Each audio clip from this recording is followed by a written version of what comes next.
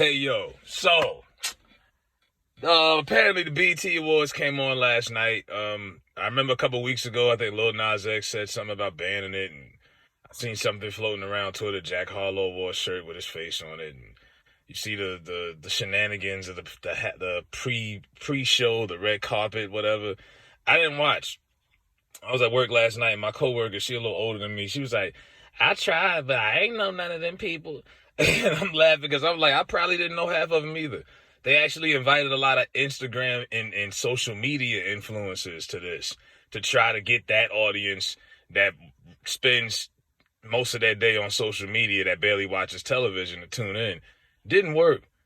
And you had a lot of people out there that you just are not stars. Lack of star power has been a big problem for the BET Awards for years now. No Drake, no Wayne, no, like they don't, the big stars that they really need aren't there often. There was no Jay and no Beyonce. Beyonce did not show up. There was no surprise performance of her new single where she's telling you to quit your job. None of that.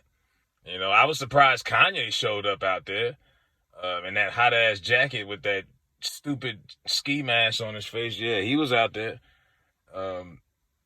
And I had it for a minute. And I'm not trying to be funny, but this is like the 5th year in a row. BET, if you've noticed, they've had like a female host every year for like, ever since like dating back to like Leslie Jones. It's like a pattern now because I think it was Taraji P. Henson last night. I think a couple years back it was Regina Hall. It was Regina King. Like that's the pattern they keep going with. I'm like, okay, there's a pattern here. And then they did the tribute to Diddy for Lifetime Achievement. Life comes at you fast when you see people you grew up on getting Lifetime Achievement Awards. I'm like, damn, I remember when he was Puffy.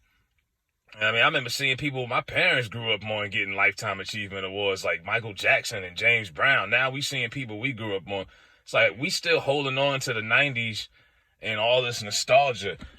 I grew up on that Bad Boy era. Loved it, but I mean, I've seen at least 10 Bad Boy tributes in the last 20 years now. How many times we gonna keep pulling out Bad Boy, with the Yankee jerseys and, the locks and Mace and I mean, they brought Sean out there, and people didn't even recognize initially. There wasn't even a big pop. A lot of people didn't realize it was Sean. Sean's overseas is in his country. He's in politics. Like Sean came out there dressed up, and Diddy's like, "Yo, that's Sean. That's Sean."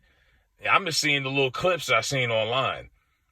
But how many times are we gonna keep doing these Bad Boy tributes over and over the same shit?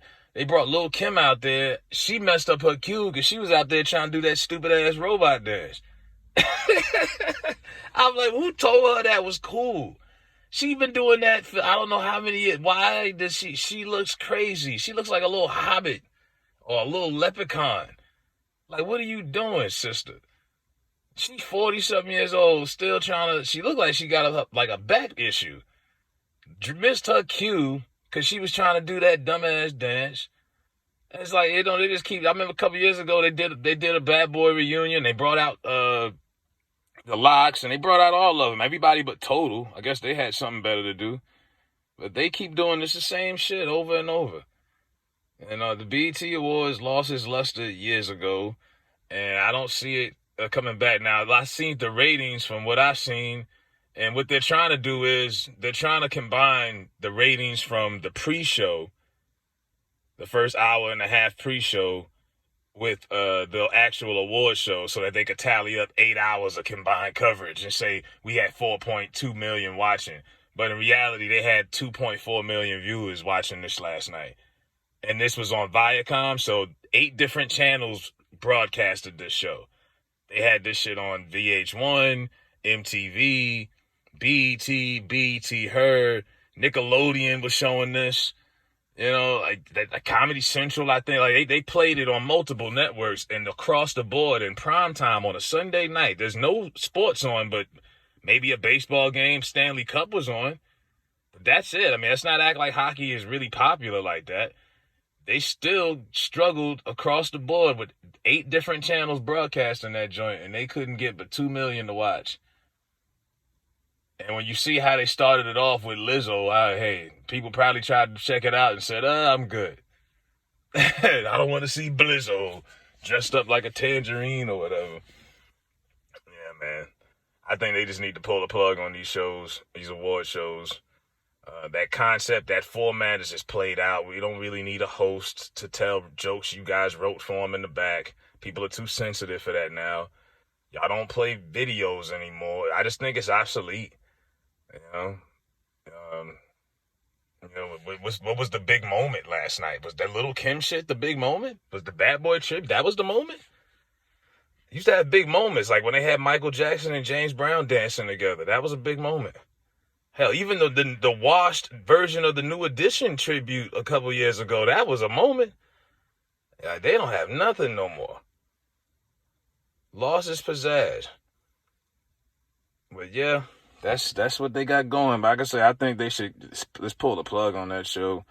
It doesn't. I mean, if you thought the hip hop awards was bad, they do it in a damn little high school auditorium in Atlanta, and they shoot it 2 weeks in advance because they don't like hip hop shows go live.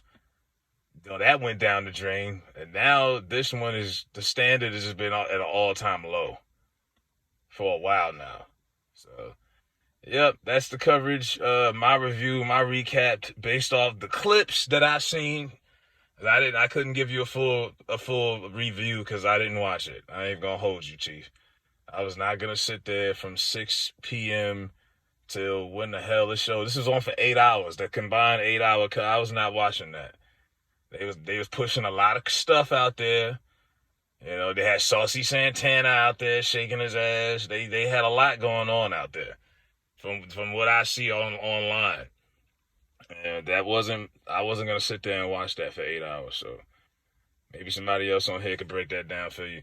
Let me know what y'all think in the comments if you watched the BET Awards and if you thought it was good, if they should keep it around. Clearly improvement is needed. But I think they should just pull the plug, man. Just kill it, man. Sell that channel. Sell that network. If y'all want to just take it over and just call it BET Her and just dedicate it to black women, then just do that. Just do it. I was watching the Martin reunion. It was on BET Her exclusively last week. Like, that's the direction you're headed into. Just tear the whole network down and rebrand it as that and let it be. Let it be like the Black Lifetime Network, Black Woman Lifetime channel. Dude, just get rid of it, man. Let's do that. At this point, because you didn't put so many people got turned off. You played Baby Boy 852 million times every day, and people just got turned off. And they stopped turning back, and you're not gonna get that audience back. Too many people done canceled their cable. So that's all I gotta say about that. Let me know what y'all think.